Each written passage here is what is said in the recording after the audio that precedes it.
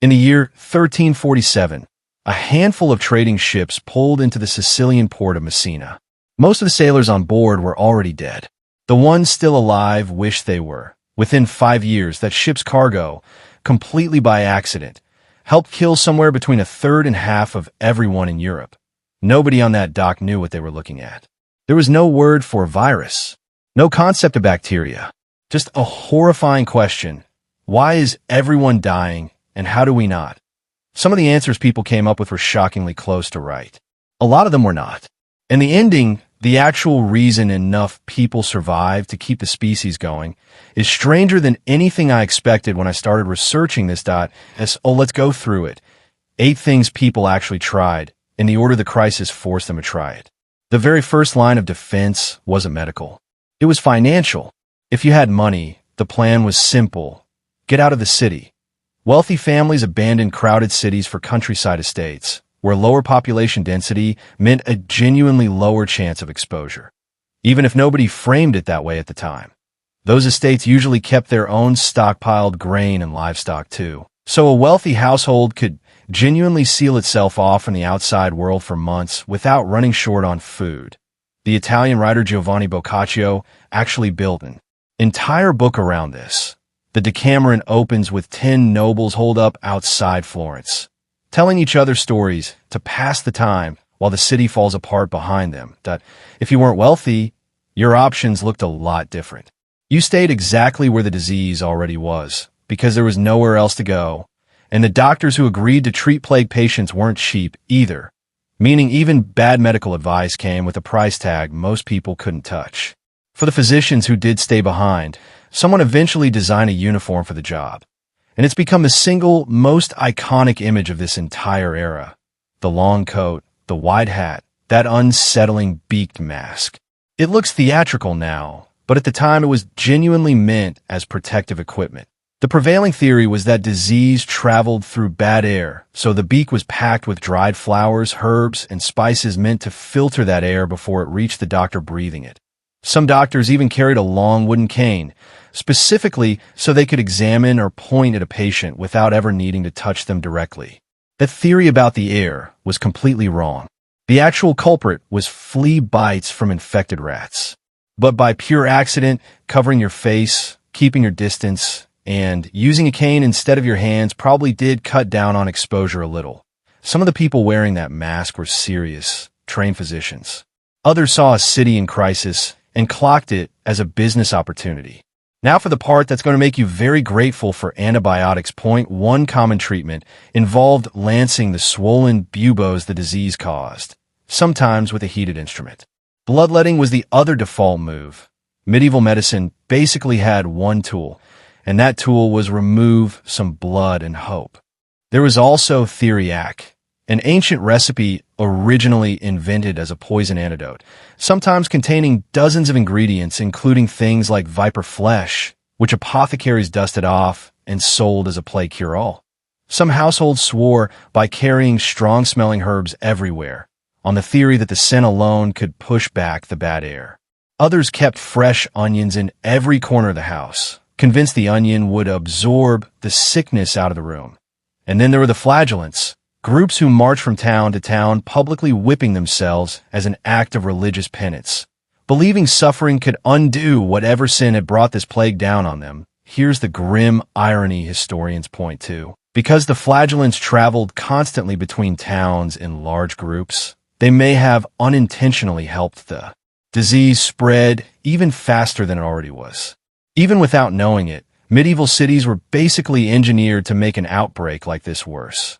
Waste disposal mostly meant throw it in the street, and dense, crowded housing gave rats, and the fleas riding on them, exactly the environment they needed to thrive. Nobody could have connected the dots to fleas specifically. Germ theory was still 500 years away. Bad air was genuinely the most scientific explanation available at the time. Multiple family members often shared a single room, which meant one sick person had an unbearably short distance to travel before everyone else in that house was exposed too.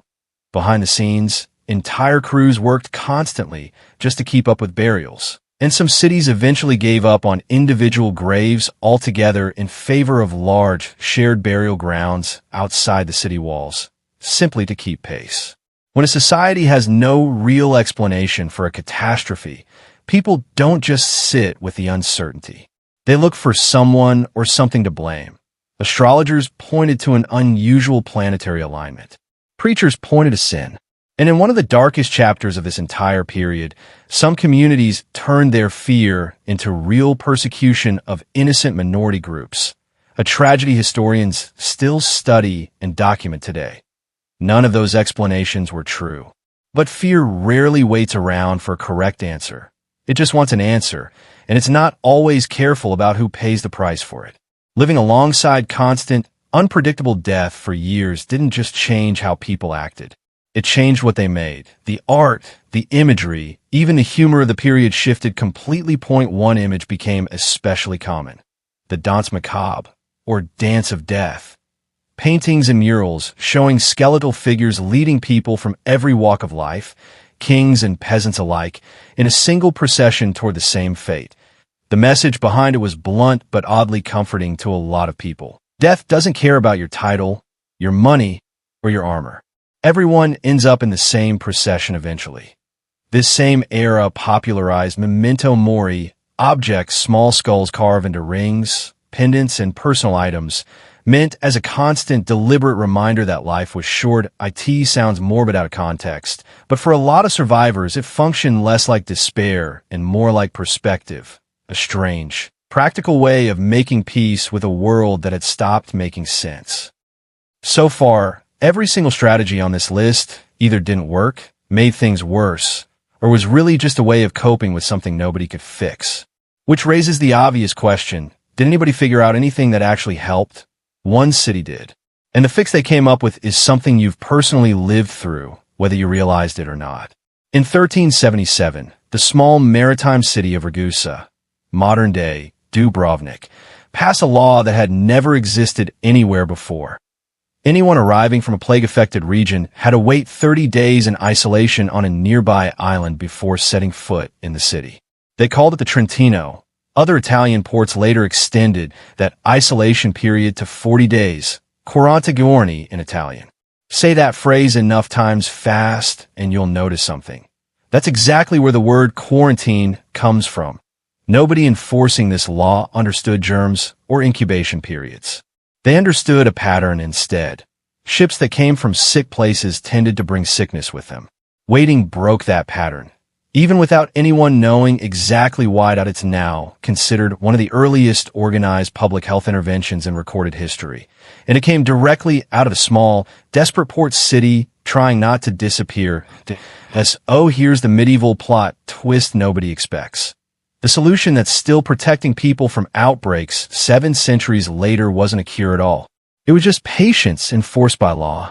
Before we get to the actual survival story here, it's worth pausing on what day-to-day life even looked like while all of this was happening. Some villages lost so much of their population that fields simply sat unplanted. There weren't enough people left standing to work them. Trade slowed to a crawl. Markets sat half empty for months. In some towns, ordinary life didn't just slow down. It effectively stopped. And religious authority, which had gone largely unquestioned for centuries, started facing genuine public doubt. Because prayer alone was clearly not stopping the death toll, no matter how devout the town. And this wasn't even a one-time event. The plague kept returning in smaller waves for centuries afterward, meaning an entire generation grew up simply expecting it to come back. Which finally brings us to the actual question this whole video is built around. Given everything you've just heard, the bad medicine, the blame, the sheer scale of death, how did enough people survive for society to keep functioning at all? Here's the part that surprised me most researching this. For a lot of working-class survivors, life after the plague genuinely got better. With so much of the population gone, there was suddenly a severe shortage of laborers. And a labor shortage means the workers who were left finally had leverage to demand higher wages. Landowners who'd held all the power for generations were now desperate for anyone willing to work their fields. And desperation is a hell of a way to flip a balance of power. Naturally, the people in charge did not love this. England actually passed the Statute of Labours in 1351, a law that tried to legally freeze wages back at pre-plague levels and force survivors back into their old jobs at their old pay. It barely worked. There simply weren't enough workers left to enforce old arrangements on, and landowners competing for the same shrinking pool of labor kept quietly offering more anyway. That tension eventually boiled over. In England, it helped fuel the Peasants' Revolt of 1381, when commoners rose up demanding lower taxes and an end to forced labor. Historians argue this whole shift helped weaken the rigid feudal system across parts of Europe, nudging society slowly, unevenly, but genuinely toward the modern idea of paid labor. The almost unbelievable truth is this: surviving the Black Death at a societal level wasn't really about outsmarting a disease nobody understood. It was about what happened economically to the people left standing afterward, and how hard the old system fought to stop it.